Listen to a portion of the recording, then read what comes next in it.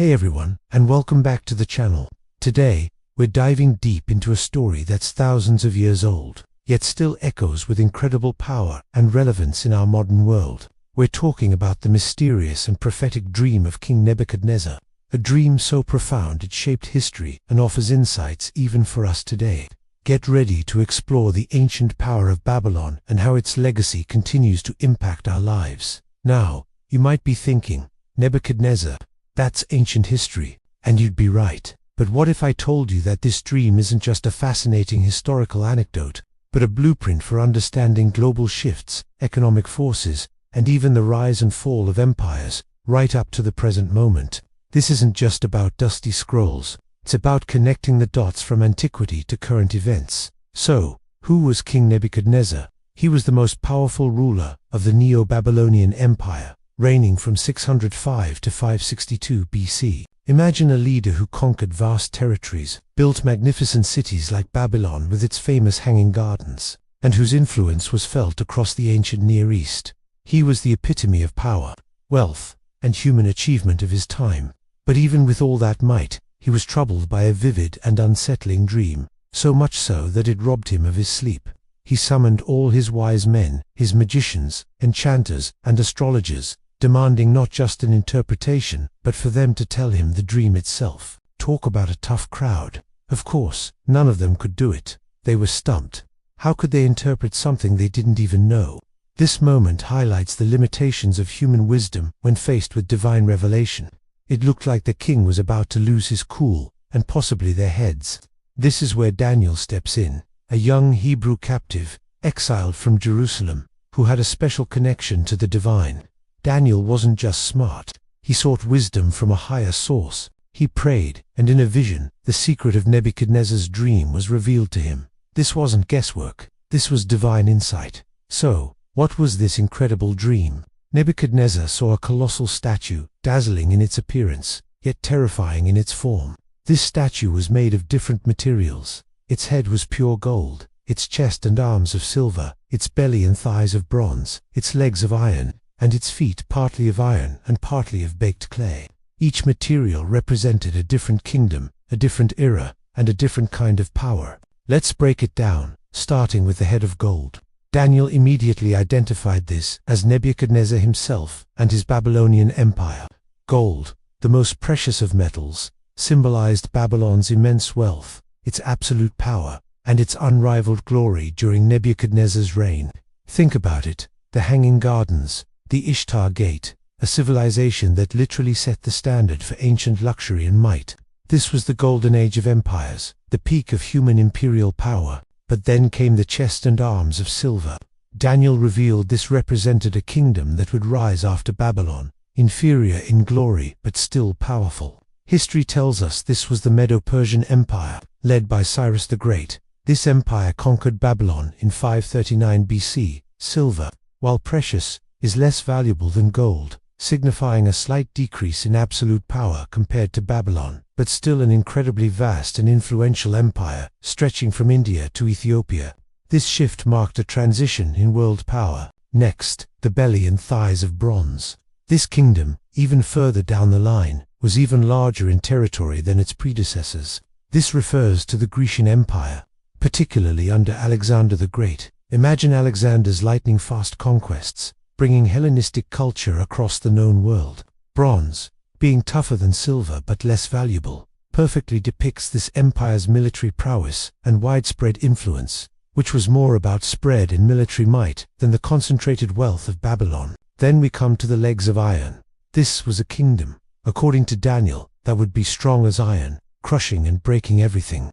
This points unmistakably to the Roman Empire. Think of the Roman legions, their incredible military discipline, their vast infrastructure, their ability to conquer and absorb diverse cultures. Iron symbolizes their unyielding strength, their military dominance, and their capacity to impose their will across a massive territory for centuries. The Roman Empire was the ultimate iron fist of the ancient world. But the dream didn't end there. The most intriguing part for us today, and perhaps the most debated, is the feet, partly of iron and partly of baked clay. Daniel foretold that this kingdom would be divided, partly strong and partly brittle. The iron wouldn't mix with the clay, symbolizing a lack of cohesion.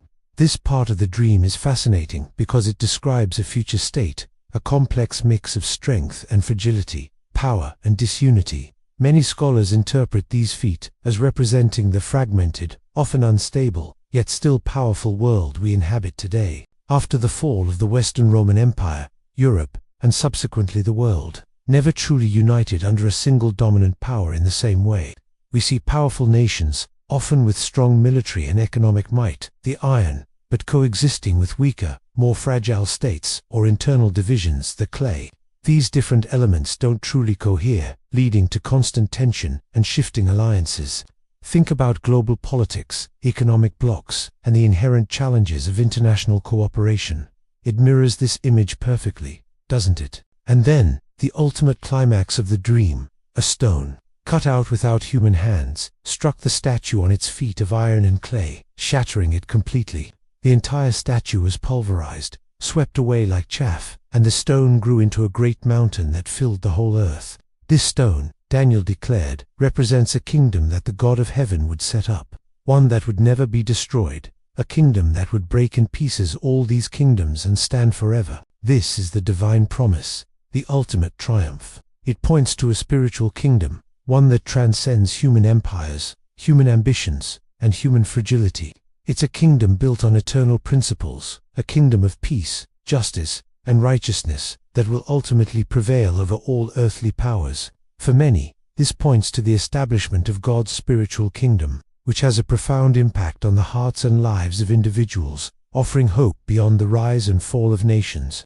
So, why is this ancient dream still so powerful and relevant today? Because it gives us a framework for understanding history, not just as a series of random events, but as a purposeful progression.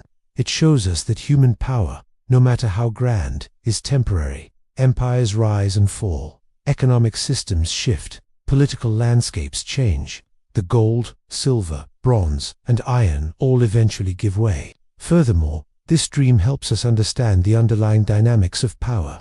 We still see nations vying for influence, economic giants flexing their muscles, and the constant struggle between unity and division. The iron and clay description of the final earthly kingdom perfectly encapsulates the complex, often contradictory, nature of modern global power structures. We have technological might, advanced economies, and interconnected systems, yet also deep-seated fragilities, social unrest, and political divides that threaten stability. But the most profound message, and the most uplifting, is the promise of the stone. It reminds us that there's something greater than any earthly empire or human ambition. It points to an enduring truth, a spiritual reality that offers hope and stability, regardless of what happens in the geopolitical landscape. It encourages us to look beyond temporary power and to seek lasting values. So, the next time you hear about global politics, economic shifts, or the rise and fall of nations, remember Nebuchadnezzar's dream. It's not just an old story. It's a timeless prophecy, a blueprint for understanding the ebb and flow of power from ancient Babylon to our interconnected world today. It offers perspective, reminds us of the temporary nature of human achievements, and points to an eternal hope. Thank you so much for joining me on this incredible journey through history and prophecy. I hope this deep dive into Nebuchadnezzar's dream has given you some fresh insights. If you enjoyed this video, please hit that like button. Subscribe to the channel for more thought-provoking content, and let me know in the comments below what you think about the relevance of this dream today. Your engagement means the world to me. See you in the next one.